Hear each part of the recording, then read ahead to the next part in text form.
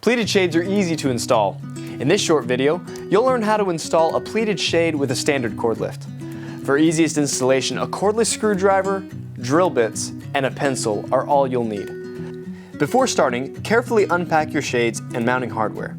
Check the printed instructions included with your product to familiarize yourself with the contents of your box.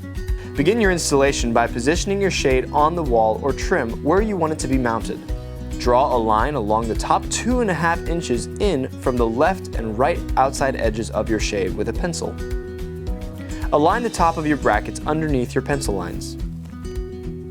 For easiest installation, pre-drill your installation holes where marked. Install your bracket using 2 of the supplied mounting screws per bracket. If mounting into drywall, consider using wall anchors. The proper number of brackets will be included based on the width of your shade. Install your headrail by inserting the front lip of your headrail onto the brackets and tilt up until the backside snaps into place. To prevent dangling cords, you can install the included cord cleat on the window trim or the wall. Finally, test your shade by lowering and then raising it using the lift control. And that's it.